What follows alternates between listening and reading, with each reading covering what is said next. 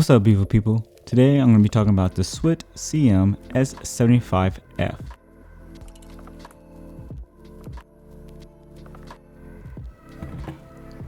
Now, full disclosure, SWIT did send me this unit for review, but I will be giving my honest opinion and experiences thus far.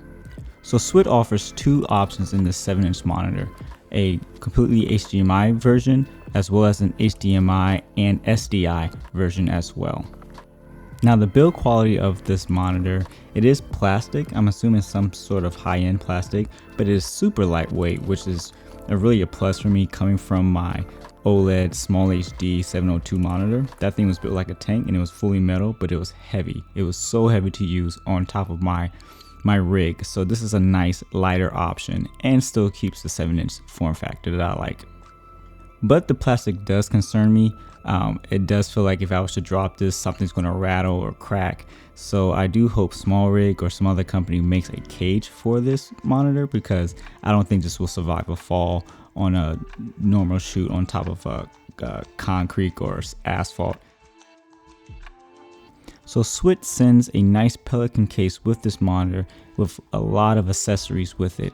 And this is one thing I really appreciate what SWIT's doing.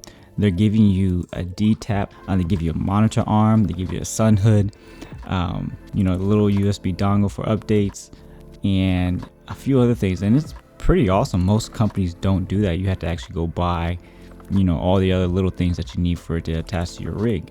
But SWIT gives you a lot just to start off. But my favorite accessory is the D-tap to locking pin tap cable. That is just awesome, because I try to run everything off of just my V-mount battery. So being able to do that and keep my weight much lower than what it is. Sure, it's an extra cable, but I only have really 2 cables coming out of my rig. So this works out perfectly how I build my rig. But the alternative power option is running it off of a MPF battery as well. And they do include a V-mount battery adapter to attach to the back, which is another plus. Now, going back to the MPF battery, my experience, I was filming on a shoot earlier this week, and I noticed that the power was draining pretty quickly. I think my brightness was around 7 or 8 or so. And I noticed the red bar at the top, it said 5.5 voltage. So I'm assuming that's the batteries slowly start to drain. But after a few minutes, the screen started to flicker. And then after that, I was trying to adjust the brightness a little bit down so I could save a little bit more battery. Granted, I should have brought an extra battery, but what's done is done. But as soon as I was trying to change the brightness, the screen started to go in and out. So at one point, if I was at brightness 2, the screen would be really dim, but then I go to 3, it'll be super bright. So maybe it was either a battery malfunction or just the screen was just acting up with this. So I did contact SWIT, told them about what was going on. They are going to look into the issue. Hopefully this is not happening to any other person's unit. This is probably just a weird fluke. But normally I just run everything off of the D-tap to pinhole adapter, which works perfectly fine for me. So this is something I just want to share with you from my experience. Both the HDMI and 3G SDI are looping in and out, and they are placed on the rear of the monitor, which is a better option, I think, instead of having it off to the side. Having it off the back just makes a more cleaner setup. Now, this is not a touchscreen monitor if you haven't noticed already. There is one joystick off to the right side, which I don't mind. It does eliminate fingerprints, and it's definitely easier to navigate in colder weather. But the joystick does feel a little cheap, a little plasticky. There's no real satisfying click. It's sometimes, I don't know if I'm making a real full click or if I'm holding it the right direction, because it's not much travel. But it does work. You can navigate pretty quickly once you get used to it. Maybe in the second iteration of this monitor, if there is one, make the joystick a little bit bigger and fully rubberized with a little bit more satisfying clicks. So the screen itself is a 1920 by 1080p resolution, and it's beautiful. It's fairly accurate, sharp, and the biggest feature of this monitor is having a very bright screen of 3000 nits. That is crazy. So I want to show you a quick comparison of the brightness levels with the Ninja V compared to the SWIT CM-S75F.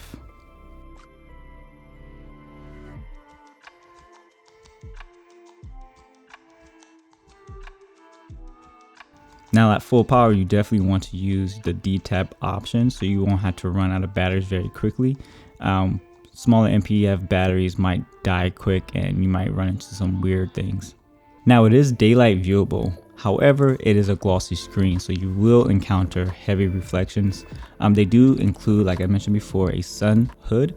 It does help a little bit, but there's still a glare. It'd be great there was a matte option, like a matte screen to lay over it, or they make a matte option as a screen itself. That will help a lot. Now getting down to the OS, it's very, very similar to Small HD's Page OS system. So you can have multiple pages with different types of tools that you've customized for that particular page for a specific camera. So if you want to go through your settings with the monitor, you have to hold the joystick to the left for about 3 seconds and then it will pop up. Then you have your input settings, anamorphic mode, your factory settings. This is where you can load LUTs. All of that will be in this. If you want to come out of that, you just click once to the right. To access the 2x zoom, you just push up and it will punch in. And if you want to lock that to move it around, you press the joystick like a button and it will lock it, and then you can move the joystick around in the image for critical focus. And then you press it again and you pull back out. If you want to change the brightness quickly, you can press down on the joystick and that will show the backlight option. And then now you just use your left and right on the joystick to go brighter or dim the brightness on the monitor. If you want to add a new page, just hold the joystick to the right for a few seconds and it'll open up to a new page. If you want to add tools to this page, you press the joystick like a button and then it'll open up the tools tab, and then you can go in and add your tools that way as well.